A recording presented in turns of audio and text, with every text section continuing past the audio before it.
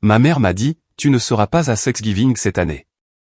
Le nouveau mari de ta sœur pense que tu gâcherais l'ambiance. Je n'ai pas discuté.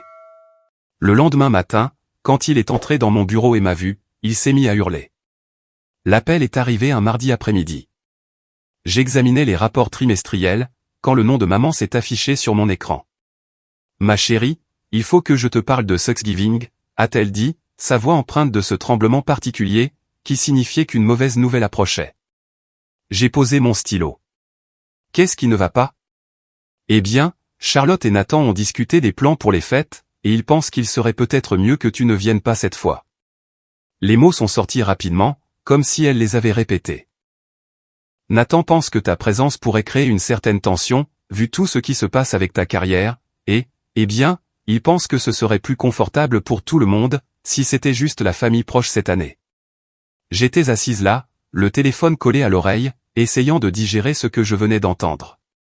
Le mari de ma sœur, depuis 6 mois, avait décidé que je n'étais pas la bienvenue à Thanksgiving, dans ma propre maison familiale. Je vois, ai-je réussi à dire. Je suis tellement désolé, ma chérie. J'ai essayé de parler à Charlotte, mais elle essaie vraiment de rendre Nathan heureux, et il a été si catégorique à ce sujet. Il pense que tu es trop concentré sur le travail. Trop intense, et que ça pourrait mettre tout le monde mal à l'aise. Trop intense.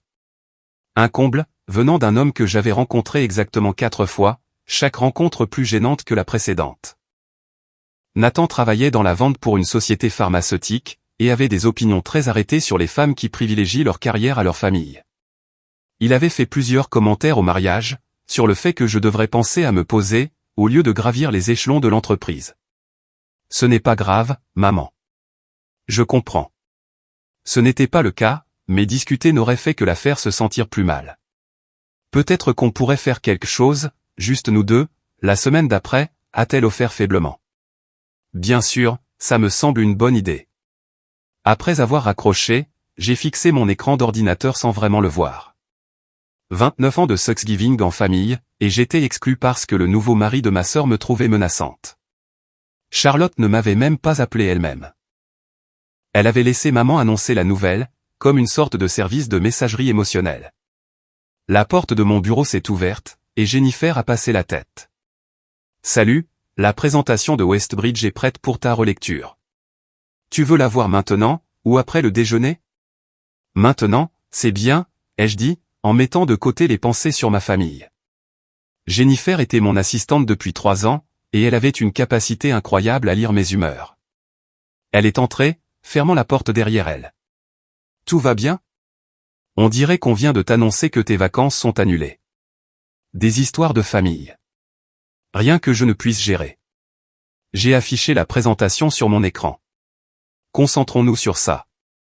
Nous avons passé l'heure suivante à peaufiner la proposition qui déterminerait si Westbridge Technology deviendrait notre nouveau client. En tant que vice-présidente principale du développement commercial chez Meridian Solutions, j'avais bâti ma réputation en remportant des contrats que d'autres entreprises ne pouvaient pas toucher. Westbridge était ma baleine blanche, une entreprise technologique au bord d'une croissance explosive, et quiconque obtiendrait leur contrat pourrait, pour ainsi dire, assurer son avenir dans le secteur. Le lendemain matin, je suis arrivé au bureau à 7 heures comme d'habitude. La présentation de Westbridge était prévue pour 9 heures, et je voulais la relire une dernière fois. Leur PDG, Thomas Bradley, était notoirement difficile à impressionner, mais j'avais fait mes devoirs. Je connaissais son entreprise sur le bout des doigts, je comprenais leurs points faibles, et j'avais conçu des solutions qui répondraient à leurs besoins spécifiques, tout en les positionnant pour un succès à long terme. À 8h45, Jennifer a appelé sur mon interphone. L'équipe de Westbridge est en avance. Ils s'installent dans la salle de conférence à parfait. J'y vais dans 5 minutes.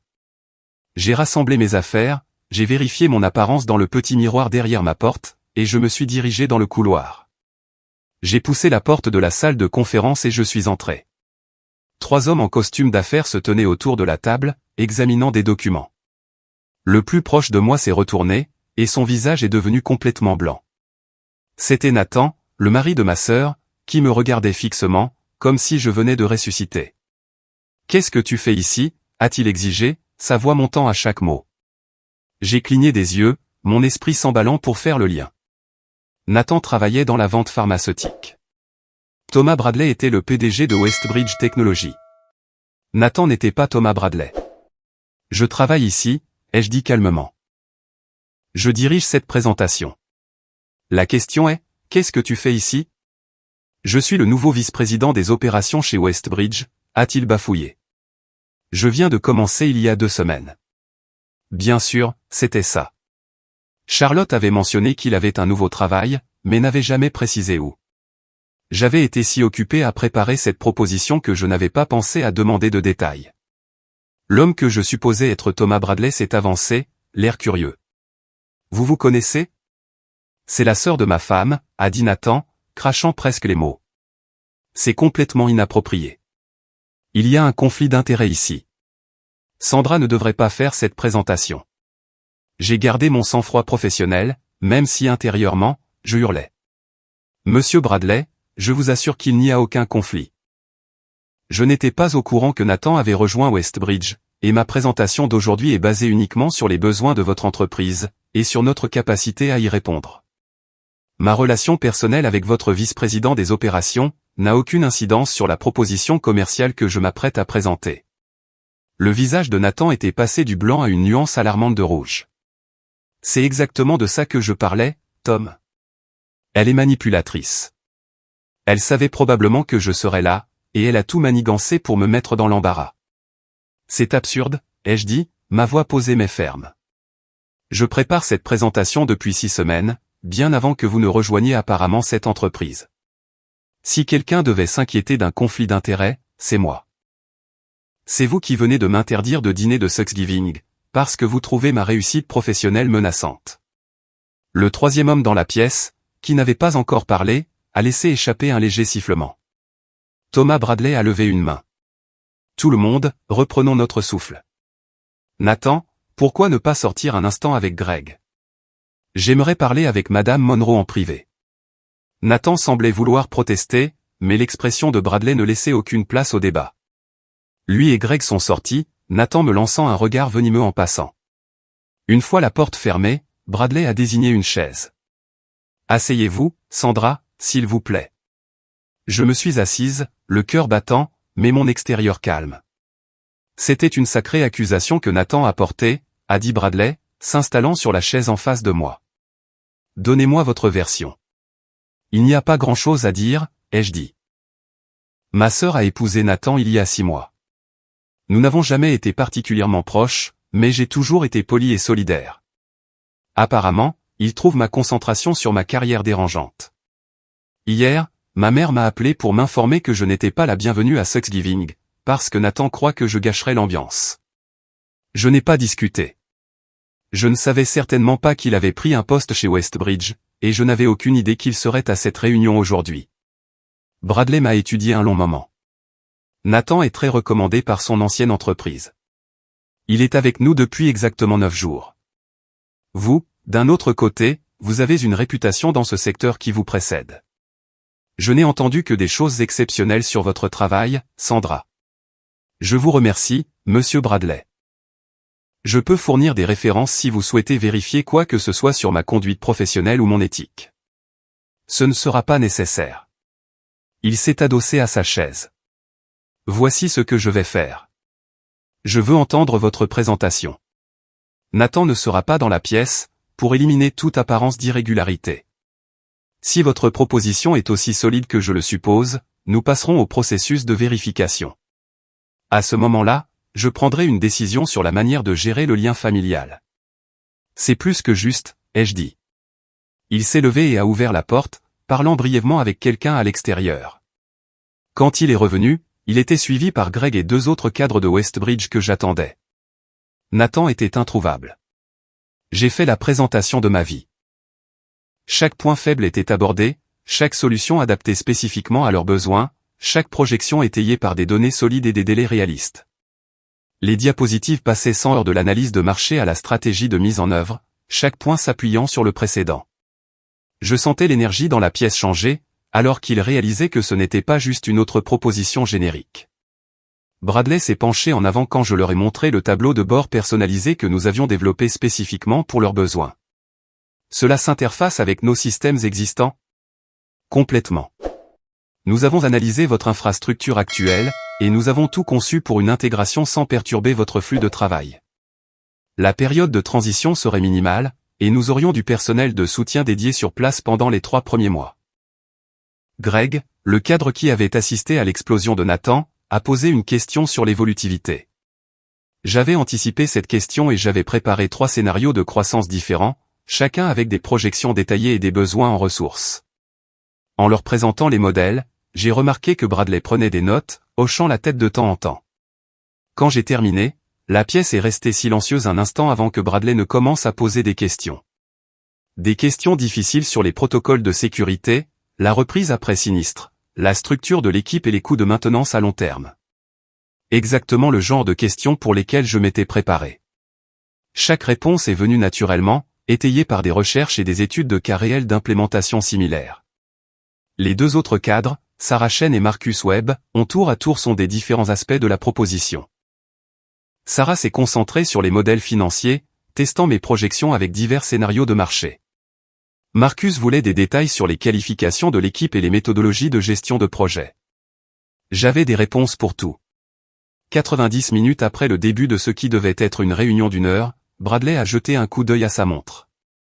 Je pense que nous avons couvert tout ce que je voulais aborder. Sarah, Marcus, Greg, des dernières questions? Ils ont échangé des regards et ont secoué la tête. 1 heure plus tard, alors que la réunion se terminait, Bradley m'a serré la main. Excellent travail, Madame Monroe. Sandra, vous aurez de nos nouvelles d'ici la fin de la semaine. J'ai rassemblé mes affaires et je suis retourné à mon bureau sur des jambes qui semblaient légèrement chancelantes. L'adrénaline qui m'avait porté pendant la présentation commençait à s'estomper, remplacée par la prise de conscience naissante de la complexité que ma vie avait prise en l'espace de 24 heures. Jennifer a levé les yeux quand je suis passé devant son bureau, son expression pleine d'attente. Comment ça s'est passé? Compliqué, ai-je dit. Mais je pense que ça s'est bien passé. Elle a penché la tête, lisant quelque chose dans mon expression. Tu veux en parler? Pas encore. Peut-être plus tard. J'ai fermé la porte de mon bureau et je me suis laissé tomber dans mon fauteuil, la tête reposant contre l'appui-tête en cuir. La lumière du matin filtrait par ma fenêtre, projetant de longues ombres sur le bureau. Tout semblait identique à il y a 2 heures, mais d'une manière ou d'une autre, tout le paysage de ma vie avait changé. Mon ordinateur a sonné, signalant un email entrant. James Hartford, notre PDG, voulait me voir dans son bureau à 15 heures. C'était soit très bon, soit potentiellement problématique. J'ai répondu rapidement par une confirmation et j'ai essayé de me concentrer sur autre chose, mais la concentration s'est avérée insaisissable. À 14h45, je me suis dirigé vers l'étage de la direction. L'assistante de James m'a fait signe d'entrer immédiatement. Fermez la porte, a dit James en entrant. Il avait la fin de la cinquantaine, les cheveux argentés, et ce genre de comportement mesuré qui venait de 3 décennies dans le développement des affaires. J'ai reçu un appel intéressant ce matin de Thomas Bradley. Mon estomac s'est noué. Ah oui? Il voulait vérifier votre parcours professionnel et votre bilan de performance. Il a dit que des questions avaient été soulevées sur votre conduite professionnelle. James m'a étudié attentivement. Tu veux me dire ce qui se passe, Sandra? J'ai expliqué la situation aussi concise que possible. James a écouté sans m'interrompre, son expression neutre. Quand j'ai fini, il s'est adossé à sa chaise. Laisse-moi m'assurer que je comprends bien. Le mari de ta sœur, que tu connais à peine, t'a fait interdire de Thanksgiving parce qu'il trouve les femmes qui réussissent menaçantes. Puis il se présente chez Westbridge, où tu prépares une présentation depuis 6 semaines, et t'accuse d'avoir tout manigancé pour l'embarrasser? C'est exact. Et Bradley m'a appelé pour vérifier que tu n'es pas, en fait, une sorte de manipulatrice d'entreprise qui orchestre des vengeances élaborées? C'est également exact. James a ri, un son sec et bref. Je lui ai dit que tu es l'une des personnes les plus éthiques avec qui j'ai jamais travaillé, et que si son vice-président des opérations porte de telles accusations, il devrait probablement regarder de plus près le vice-président, pas toi. Il a fait une pause. Je lui ai aussi dit que s'il nous choisissait pour le projet Westbridge, ce serait parce que nous sommes les mieux placés, pas à cause de liens personnels. Merci pour ça. Ne me remercie pas. Tu l'as mérité. Sois juste prête aux retombées si nous obtenons le contrat. Les dynamiques familiales peuvent devenir compliquées quand les affaires s'en mêlent. Elles sont déjà compliquées, ai-je admis. Alors, prépare-toi. Elles vont le devenir encore plus. Il avait raison, bien sûr. Mon téléphone a vibré presque immédiatement après mon retour à mon bureau. Le nom de Charlotte est apparu à l'écran. Que as-tu fait ? A-t-elle exigé dès que j'ai répondu. Nathan vient de m'appeler, absolument furieux. Il dit que tu l'as piégé à son nouveau travail, et que tu as essayé de le saboter devant son patron. Ce n'est pas ce qui s'est passé, Charlotte. Alors, qu'est-ce qui s'est passé ? Parce qu'il dit que tu as tout orchestré pour te venger de ne pas avoir été invité à Thanksgiving. J'ai pris une profonde inspiration. J'avais une présentation programmée avec Westbridge Technology. Je travaille dessus depuis des semaines. Je n'avais aucune idée que Nathan y travaillait. C'est lui qui a fait une scène en m'accusant d'irrégularité devant son PDG. Tu mens. Tu devais savoir. Tu es jalouse que je sois heureuse, et que tu sois toujours célibataire et seule. Les mots m'ont piqué plus que je ne voulais l'admettre.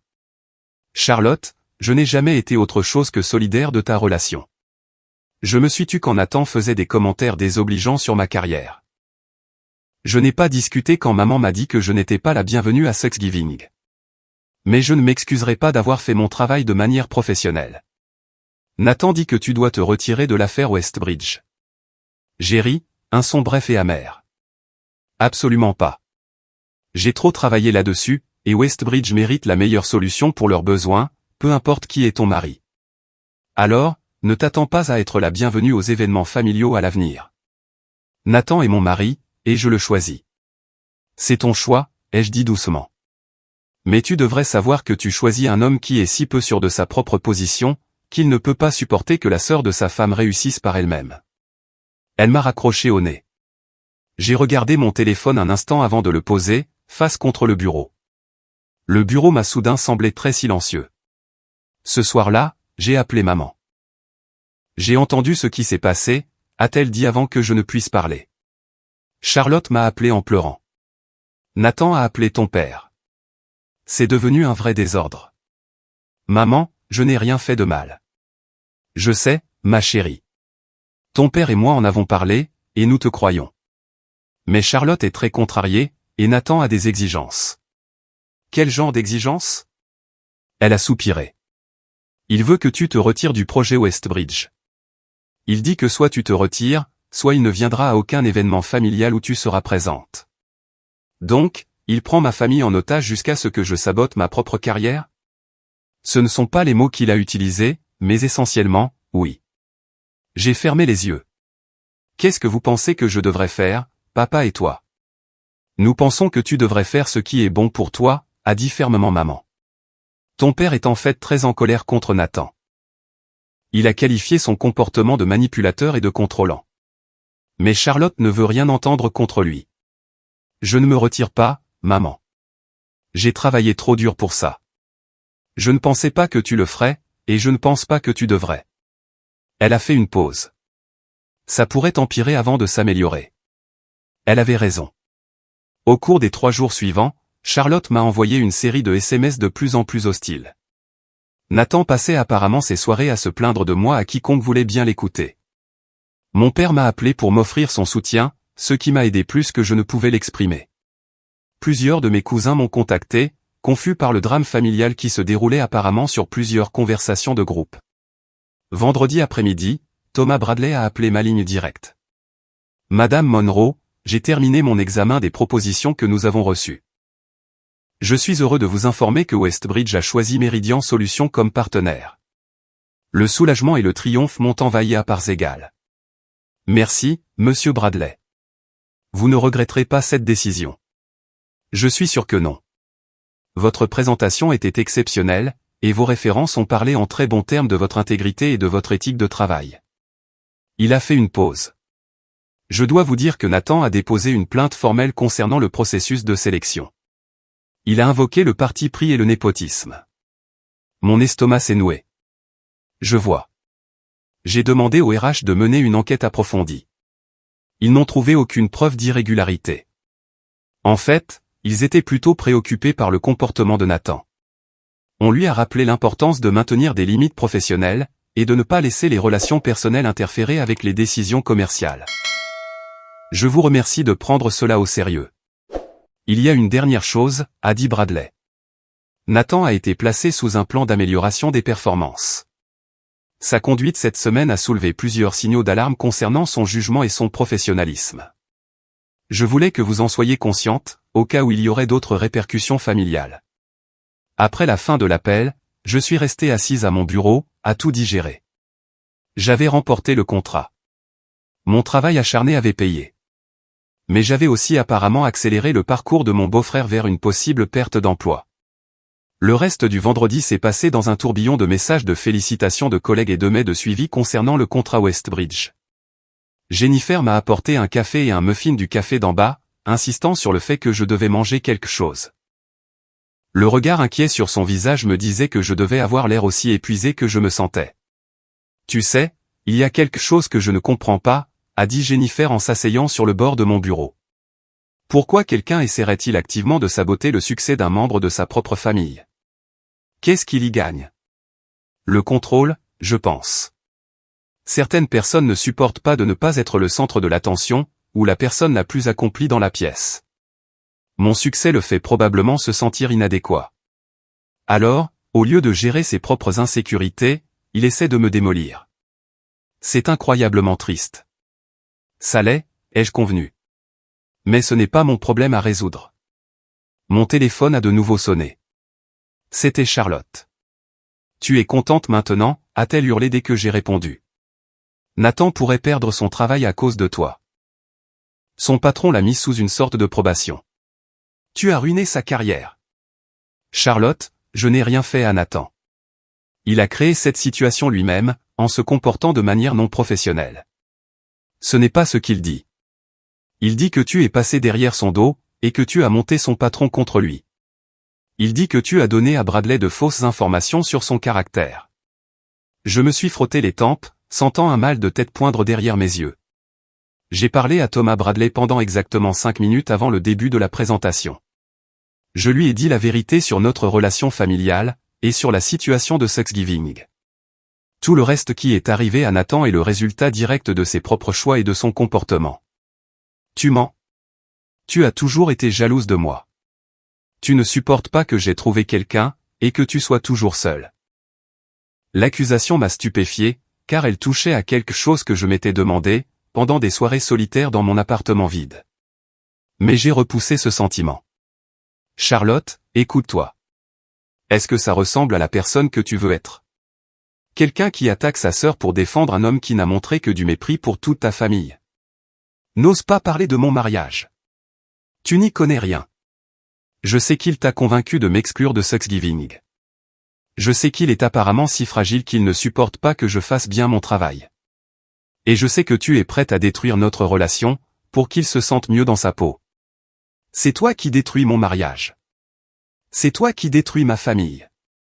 Je te déteste. La ligne est devenue silencieuse.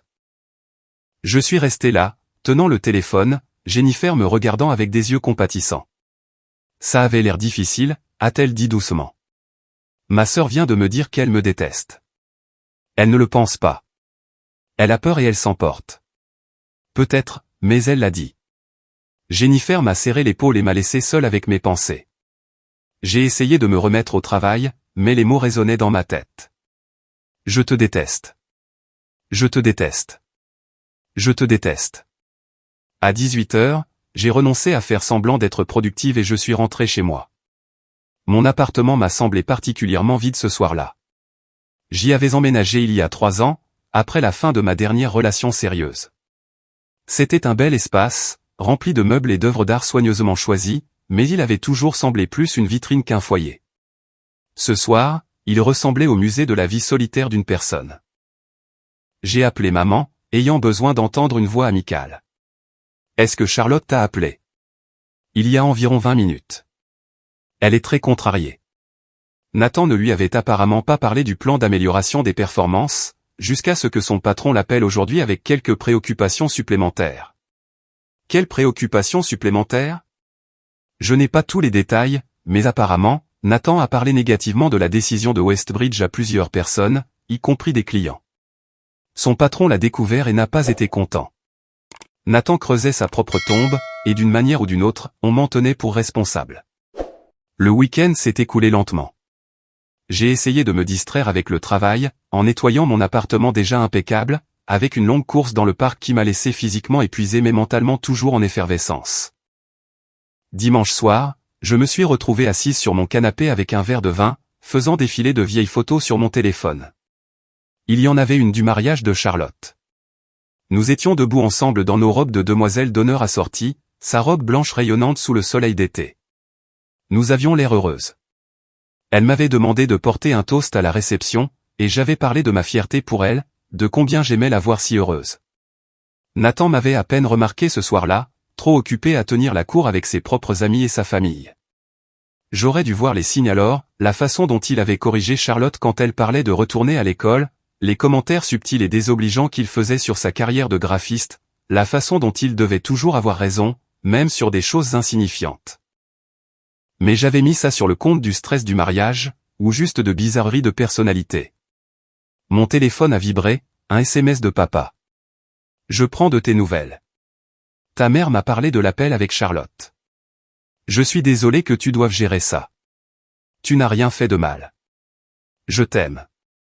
J'ai répondu rapidement par un merci, reconnaissante de son soutien, mais souhaitant que cela puisse d'une manière ou d'une autre arranger la situation. Papa avait toujours été la force tranquille de notre famille, celui qui écoutait plus qu'il ne parlait, mais qui semblait toujours savoir la bonne chose à dire quand il le faisait enfin. Le lundi matin a commencé par une réunion d'équipe sur la mise en œuvre de Westbridge. J'avais réuni nos meilleures personnes pour le projet, développeurs, chefs de projet, spécialistes de la sécurité et gestionnaires de comptes qui travailleraient directement avec le client. En leur exposant la portée et le calendrier, je voyais l'enthousiasme monter. C'était le genre de projet à haute visibilité qui pouvait faire des carrières. Une chose que vous devez savoir, ai-je dit en concluant, Westbridge a un vice-président des opérations qui a un lien personnel avec moi. Nous ne sommes pas en bons termes. S'il tente d'interférer avec ce projet ou de créer des problèmes, je dois le savoir immédiatement. Documentez tout. Gardez toutes les communications professionnelles et conformes aux règles. Nous ne pouvons lui donner aucune munition à utiliser contre nous. Mon développeur principal, Kevin Martinez, a levé la main. De quel genre d'interférence parlons-nous? Espérons aucune, mais soyez prêts à d'éventuelles tentatives de discréditer notre travail, des demandes déraisonnables, ou des obstacles qui semblent conçus pour nous faire échouer plutôt que pour améliorer le projet. L'équipe a échangé des regards, mais a hoché la tête en signe de compréhension. Mardi a apporté une autre complication. Ma tante Patricia a appelé pour dire qu'elle avait parlé à Charlotte et qu'elle était profondément préoccupée par ce qu'elle avait entendu. Ta sœur n'a aucun sens, a dit Patricia sans détour. Elle défend cet homme comme si c'était un saint, alors que tout ce qu'elle décrit semble manipulateur et contrôlant. J'ai essayé de souligner quelques signaux d'alarme, et elle s'est complètement refermée. Elle n'est pas prête à l'entendre, ai-je dit. Peut-être pas, mais je m'inquiète pour elle. Ce personnage de Nathan semble dangereux, et je ne dis pas ça à la légère. Je m'inquiète aussi, mais elle a clairement fait savoir qu'elle ne voulait pas de mon avis. Eh bien, a dit Patricia, parfois, les gens doivent faire leurs propres erreurs. Ça ne rend pas les choses plus faciles à regarder, cependant. Mercredi après-midi, j'ai reçu un email de Greg de Westbridge, avec Thomas Bradley en copie. Nathan avait apparemment envoyé une note à plusieurs chefs de service, remettant en question la validité de nos protocoles de sécurité et suggérant qu'il reconsidère le partenariat. Greg voulait organiser un appel pour aborder ses préoccupations. J'ai lu l'email 2 fois, la colère montant à chaque lecture. Nathan essayait activement de saboter le projet, exactement comme j'avais prévenu mon équipe que cela pourrait arriver. J'ai transféré l'email à James avec une brève explication. Sa réponse est arrivée en quelques minutes, documente tout. Réponds professionnellement. Laisse-les voir le contraste entre ta conduite et la sienne. L'appel avec Greg et Bradley a eu lieu jeudi matin. J'ai amené Kevin pour leur expliquer les détails techniques de notre infrastructure de sécurité. Je veux être clair, a dit Bradley au début de l'appel, ces préoccupations soulevées par Nathan ne reflètent pas la position de Westbridge. Cependant, étant donné son rôle dans l'entreprise, j'ai jugé approprié de les aborder directement, plutôt que de les laisser s'envenimer. Je vous en remercie, ai-je dit. Kevin, pourquoi ne leur expliquerais-tu pas nos protocoles de sécurité? Kevin a passé les 30 minutes suivantes à détailler notre approche multicouche de la protection des données, normes de cryptage, contrôle d'accès, pistes d'audit, procédure de reprise après sinistre. Il a fait référence à des certifications de l'industrie, des normes de conformité et des études de cas d'implémentation similaires. Au moment où il a terminé, même moi, j'étais impressionné, et j'avais déjà examiné tout ce matériel. C'est complet, a dit Greg. Je ne vois aucune lacune ni préoccupation. Bradley a acquiescé. La note de Nathan suggérait des vulnérabilités qui n'existent clairement pas. Je ne sais pas s'il a mal compris la proposition, ou s'il la déformait délibérément. Étant donné le contexte de notre relation, je vous laisserai tirer vos propres conclusions, ai-je dit prudemment. Mais je soutiens entièrement notre infrastructure de sécurité. Après la fin de l'appel, Kevin m'a regardé. Ce type t'en veut vraiment? Malheureusement, oui. Eh bien, a-t-il dit, au moins, on l'a fait passer pour un incompétent devant son patron. Ce n'était pas le but, ai-je dit. Mais je ne vais pas le laisser détruire des mois de travail juste pour apaiser son ego. Vendredi a apporté un autre dîner de famille chez mes parents. J'ai failli ne pas y aller, craignant de tomber sur Charlotte, mais maman m'a assuré qu'elle et Nathan avaient d'autres projets. Papa m'a accueilli à la porte avec une étreinte. Comment tiens-tu le coup? J'ai connu de meilleures semaines. J'imagine. Il m'a conduite dans la cuisine où maman sortait un gratin du four. Ta mère s'est inquiétée pour toi. Je vais bien. Vraiment. Juste fatigué de tout ce drame. Maman a posé le gratin et s'est tournée vers moi. As-tu eu des nouvelles de Charlotte? Pas depuis qu'elle m'a appelé pour me crier dessus vendredi. Et toi? Elle appelle tous les jours, généralement pour se plaindre de toi ou de la situation professionnelle de Nathan. J'ai essayé d'être solidaire, mais c'est difficile quand je suis fondamentalement en désaccord avec la façon dont elle gère les choses. Nous nous sommes assis pour dîner, et pendant un bref instant, tout a semblé normal. Nous avons parlé des projets de retraite de papa, du club de lecture de maman, du nouveau chiot du voisin. Ce n'est qu'au dessert que le nom de Charlotte est revenu. Patricia m'a appelé, a dit maman. Elle organise ce dîner le week-end prochain. Elle veut spécifiquement que tu sois là. J'y serai, ai-je dit. Ce sera agréable d'être entouré de familles qui ne pensent pas que je suis une sorte de méchante. Papa a tendu la main et a serré la mienne. Tu n'es pas une méchante. Tu es une femme qui réussit et qui fait son travail. Si Nathan ne peut pas gérer ça, ça dit tout de lui, et rien de toi. Thanksgiving est arrivé. J'ai passé la matinée à faire du bénévolat dans une banque alimentaire locale, servant des repas à des familles qui n'avaient nulle part où aller. Il y avait quelque chose d'ancrant dans cette expérience, un rappel que mon drame familial était finalement un problème de pays riche. Ces gens s'inquiétaient d'avoir assez à manger, de garder un toit sur leur tête. Mon problème m'a soudain semblé très petit en comparaison. Ensuite, j'ai dîné avec Jennifer et sa famille. Ils étaient chaleureux et accueillants, et j'étais reconnaissante de la distraction. Mais je ne pouvais m'empêcher de penser à ma propre réunion de famille qui se déroulait sans moi. Maman a appelé ce soir-là. Comment s'est passée ta journée? Bien, en fait. Différente, mais bien. Comment s'est passé Thanksgiving? Elle a soupiré lourdement. Tendu. Nathan a passé la majeure partie du repas à se plaindre de sa situation professionnelle. Charlotte a à peine mangé. Ton père et moi avons essayé de garder les choses agréables, mais c'était difficile. Plusieurs personnes ont demandé où tu étais. Qu'est-ce que vous leur avez dit? La vérité. Que tu n'étais pas invité. Comment ça a été perçu? À peu près comme on pouvait s'y attendre. Ta tante Patricia a demandé directement à Charlotte pourquoi tu n'étais pas là, et Charlotte a dit quelque chose sur le fait que tu étais trop occupé par le travail. Patricia a dit que c'était absurde, et qu'elle t'appellerait elle-même. Fidèle à sa parole, tante Patricia m'a appelé le lendemain et m'a invité à un dîner de Thanksgiving tardif chez elle le week-end suivant. La famille, c'est la famille, a-t-elle dit. Et exclure des gens parce qu'un homme peu sûr de lui se sent menacé, ce n'est pas comme ça qu'on fait les choses. Décembre a apporté une avalanche d'activités. Le projet Westbridge a démarré, et je me suis retrouvé à travailler en étroite collaboration avec leur équipe de direction. Nathan était remarquablement absent de la plupart des réunions, généralement représenté par Greg ou un autre collègue. Quand il était présent, il évitait de me regarder dans les yeux et contribuait au minimum. J'ai appris par maman que Charlotte avait commencé à voir un thérapeute.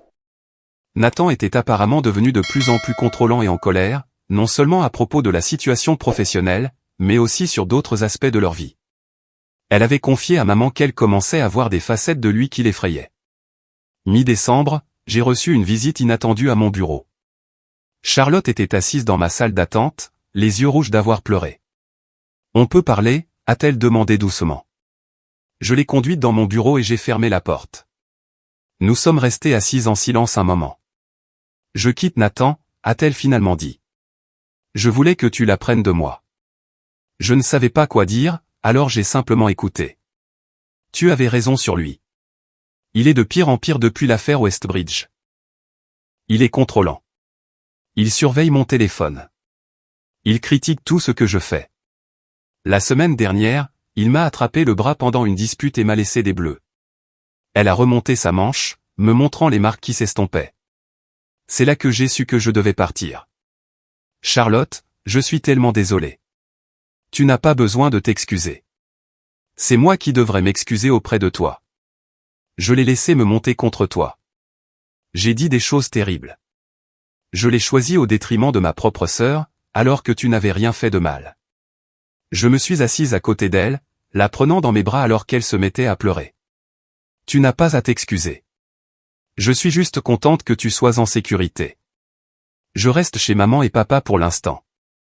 J'ai déjà demandé le divorce. Mon avocat dit que ça devrait être relativement simple, vu que nous ne sommes pas mariés depuis longtemps et que nous n'avons pas d'enfants. Quoi que tu aies besoin, je suis là, ai-je dit. » Elle s'est reculée, s'essuyant les yeux. « Il y a autre chose que tu devrais savoir. Nathan s'est fait virer de Westbridge hier. Ils ont découvert qu'il avait essayé de saboter ton projet.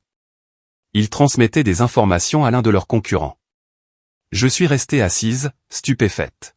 « Quoi ? » Il m'en a parlé hier soir dans l'une de ses tirades. Il était tellement obsédé par l'idée de te faire échouer qu'il a commis de l'espionnage industriel. Quand Westbridge l'a découvert, ils l'ont viré immédiatement et envisagent des poursuites judiciaires. Le poids de tout ce que Nathan avait fait, de tous les dommages qu'il s'était causés, s'est abattu sur moi. Il avait perdu son travail, son mariage, et potentiellement toute sa carrière, tout ça parce qu'il ne pouvait pas supporter l'idée que la sœur de sa femme réussisse. Je retourne vivre chez maman et papa, a continué Charlotte. Au moins jusqu'à ce que je voie plus clair.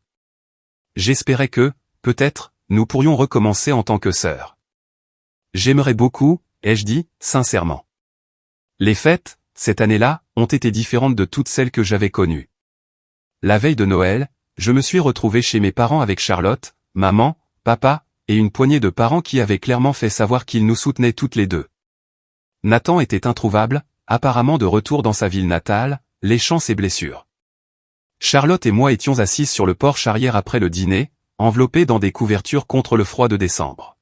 « Je n'arrête pas de penser à quel point j'ai failli te perdre pour de bon, » a-t-elle dit. Tout ça parce que je l'ai cru quand il a dit que tu étais le problème. Les gens peuvent être très convaincants quand ils le veulent, ai-je répondu, surtout quand ils jouent sur les insécurités. Il savait exactement sur quel bouton appuyer. Le fait que tu sois plus jeune et que tu réussisses mieux, que tu sembles avoir tout compris alors que je cherchais encore mon chemin. Il a fait croire que ton succès était en quelque sorte une critique de mes choix. Tes choix t'appartiennent, Charlotte. Je ne t'ai jamais jugé pour eux. Je le sais maintenant. J'aurais dû le savoir à l'époque. Nous sommes restés assises dans un silence complice, regardant les étoiles apparaître dans le ciel qui s'assombrissait. Mon téléphone a vibré, une notification de mail. Thomas Bradley, me contactant pour me faire savoir que le projet Westbridge avait dépassé toutes les attentes et qu'il cherchait à étendre notre partenariat. Il a également mentionné que la tentative de sabotage avait en fait renforcé leur protocole de sécurité et, en fin de compte, rendu leur entreprise plus forte. Le bien naissait parfois de situations difficiles. La tentative de Nathan de détruire ma carrière s'était retournée contre lui de manière spectaculaire, lui coûtant tout en me rendant finalement plus forte professionnellement. La volonté de Charlotte de voir la vérité l'avait sauvée d'un mariage potentiellement dangereux, et ma famille, fracturée par la manipulation et l'insécurité, guérissait lentement. « À quoi tu penses ?» a demandé Charlotte. « Juste que, parfois, les pires choses qui nous arrivent mènent aux meilleurs résultats. Si Nathan ne m'avait pas banni de Thanksgiving, je n'aurais peut-être pas été aussi motivé pendant cette présentation de Westbridge. S'il n'avait pas fait une telle scène, Bradley n'aurait peut-être pas prêté une attention aussi particulière à son comportement. Et si tout cela n'était pas arrivé, tu serais peut-être resté dans un mariage qui te rendait malheureuse. Elle a tendu la main et a serré la mienne. Depuis quand es-tu si sage? Probablement depuis que le mari de ma sœur m'a dit que je gâcherais l'ambiance à Thanksgiving, ai-je dit avec un léger sourire. Elle a ri, un vrai rire, le premier que j'entendais d'elle depuis des mois. Je ne vais jamais m'en remettre, n'est-ce pas? Probablement pas, mais c'est à ça que sert la famille. À l'intérieur de la maison, maman nous a appelés pour le dessert. Nous avons rassemblé nos couvertures et sommes rentrés, prêtes à affronter tout ce qui viendrait ensuite.